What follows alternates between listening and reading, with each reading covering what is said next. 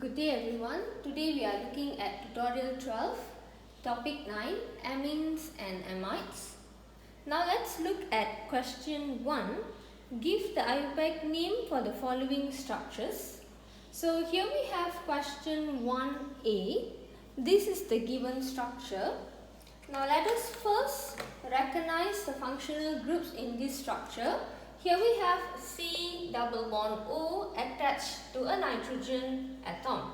So when we see C double bond O attached to a nitrogen atom, this is indicative of an amide compound. So as we number, we start from here. So there are 3 carbons in totals that will give the name prop. So before that, look at the nitrogen. Over here we have hydrogen atom, and on the other side we have the benzene ring. So this is a phenyl substituent. So let's name the phenyl substituent first. We use the letter N to show that this benzene ring is attached to the nitrogen atom. Therefore, N-phenyl,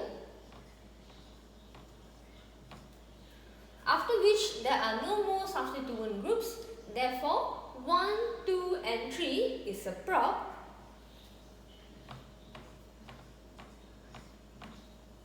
There are no double bonds in the structure. Therefore, it is propan, and C double bond O attached to an N is amide. So propan amide. So the complete naming will be N-phenyl propanamide. Okay, next let's look at 1b. So what we see here is a skeletal structure. Now in this diagram we can see a double bond and the nitrogen attached to a carbon. So this is indicative of amine group.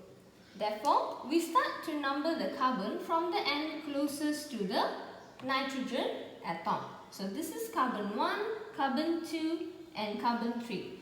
Remember, the priority must be given to the functional group, which is the amine group. Now on this side of the nitrogen here, okay, this is indicative of the methyl groups. So with no other pending substituent groups, we can now write down the name. So from here we will start off with the substituent group. Methyl group is attached to N, therefore it is N-methyl. No more substituent groups, so carbon 1, 2 and 3 is a prop. Double bond in the structure is present at carbon 2, so dash 2 dash in, and the whole thing is amine. So amine. N-methyl prop 2 enamine.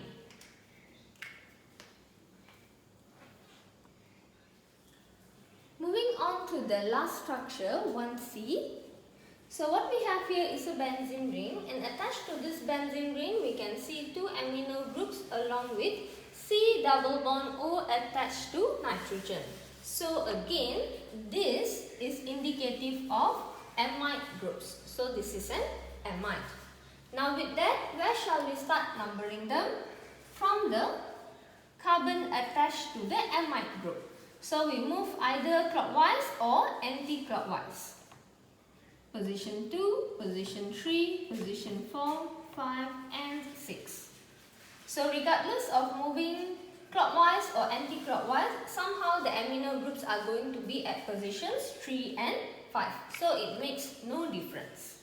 Now for the naming, let us write down the substituent groups first, which are the amino groups. So they are 3, 5 dash diamino. And what we have here is a benzene ring attached to the amide group. Therefore, it is called as benz. The root word for the benzene, benz, and then followed by amide. So it becomes 3,5-diamino